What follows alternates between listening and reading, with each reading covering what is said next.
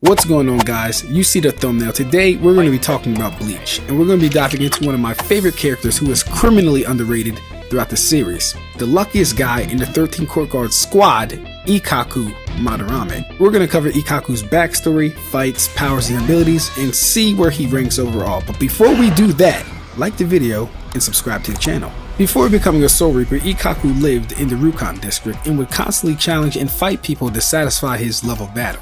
He did this until he happened upon Kenpachi Zaraki, who after defeating Ikkaku went on to become a captain of the 13 Court Guard squad himself. Ikkaku felt such admiration for Kenpachi that he also enrolled to become a Soul Reaper and elected to serve directly under Kenpachi. There, he worked his way up to becoming a third seat and debatably the second strongest member of the 11th squad. Throughout the series, Ikkaku is featured in several fights. He goes up against Ichigo, battles with Eterard, gets washed by one of King Barragan's Fracciones, but we're not really going to count that one. And so yeah, we're going to go over a few of these to actually establish just how powerful Ikkaku is. But first, powers and abilities. Ikkaku wields the Zanpakutō Hōzukimaru. It is a standard melee type Zanpakutō that when released takes the form of an extendable spear, but is actually a 3-part pole. Now, even I must admit, to some degree, this is the most unimpressive thing about Ikkaku. Whereas some Soul Reapers get a trident that can manipulate water, or a sort of light that has several abilities. Hell, even Momo can produce energy blast with her Zanpakuto. All Ikkaku gets is a spear that can stretch? Are you fucking kidding me, Kubo? But thankfully, his power doesn't just stop at Shikai. Ikkaku's Bankai Ryomon Hōzukimaru is for all intents and purposes his saving grace. Ryomon Hōzukimaru has everything going for it, from the look to the destructive capabilities. How it works is, the Zanpakutō Hōzukimaru is usually asleep, but throughout the battle and Ikkaku taking damage as well as his opponent taking damage, he begins to wake up. And the more awake he is, the stronger Hōzukimaru becomes. And Ikkaku can monitor just how awake he is by watching the dragon on his blade turn completely red.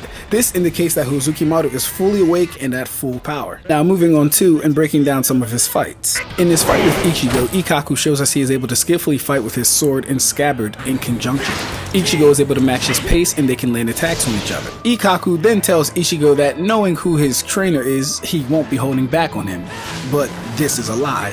He does hold back on him because he never actually releases the full power of Hōzukimaru. And at this time, Ichigo would have lost to anyone that had a usable Bankai, as his own abilities didn't reach that level until his fight with Byakuya. Also, it's worth noting that Ikkaku is someone who enjoys fighting for fighting's sake, so winning will always come second to him. In his fight against the Arrancar Eterard Leones, Ikkaku once again displays high levels of combat as he and the Arrancar trade blows, insults, and at a fundamental level, respect. But things do take a turn for the worse when Eterard releases his Zanpakutō Volcanica. He is clearly dominating and overpowering Ikkaku, who at this point has only released his Shikai. It's so bad, in fact, that Yumichika calls the Soul Society and requests that funeral preparations be made for Ikkaku, because this may be his last battle. But as Eterard delivers what he thinks is the finishing blow, through the dust, fire, and debris stands Ikkaku, fully tanking the attack and responding with going full power as well. He shows us his Bankai Ryomon Hōzukimaru. Now, this is a purely destructive Bankai, and it showcases this as it easily tears through Eterard's defenses. Although this subsequent battle ends with the destruction of Ikkaku's Bankai, he nonetheless comes out on top, reaffirming that he is, once again, the luckiest guy in the 13 Court Guard squad. Now, what's important about this battle is that had Ikkaku used Bankai the same time Eterard transformed, he would have undoubtedly won without sustaining so much damage. But his preference to keep his true power a secret made that fight look way more debatable than it actually was. In his comical fight with Shishigawaru, Ikkaku gets his shoulder busted by his jackpot ability, and through pure strength, effort, and willpower alone, pops his shoulder back into place. He then has a contest of endurance and perseverance where he and Shishigawaru slug it out to see who will be the last man standing. And Ikkaku goes blow for blow with this kid. I mean, it's absolutely crazy. Shishigawaru's jackpot ability ends up losing its effect, and Ikkaku beats him with a subsequent headbutt. And that pretty much covers his fights. Now, as a member of the Zaraki squad, Ikkaku doesn't have any skill or proficiency in Kido whatsoever. And I say this because not only have we never seen him perform such actions, Yumichika states that it's an unspoken rule in their squad that fight should be head-on with no tricks or underhanded tactics. But regardless of these two things, Ikkaku still excels in two specific areas as a fighter. That's his ability to fight without the restraint of regret and to be unorthodox. We see examples of both of these in his battle against Eterard in his fist fight with Shishigawa.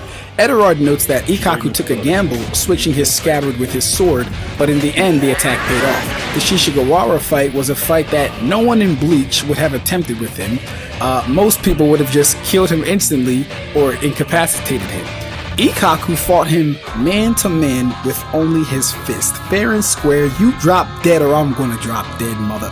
That's how it had to go. So, conclusion. So with all that, where do I rank Ikkaku in terms of his peers? While it might be obvious he is at the very least a lieutenant level Shinigami, being he has a Bankai, I wouldn't quite say he's reached the level of a higher tier captain. From what he has shown us, I think it's safe to say he's somewhat of a low captain level fighter, meaning he should roughly be able to handle the likes of his Spada 6 and up, with anyone above Grimmjow's level giving him a hard fight, and anyone stronger than that subsequently beating him. So that was Ikkaku Madarame. Join me next time where we're going to be covering Yumichika Ayasagawa. Like and subscribe for more.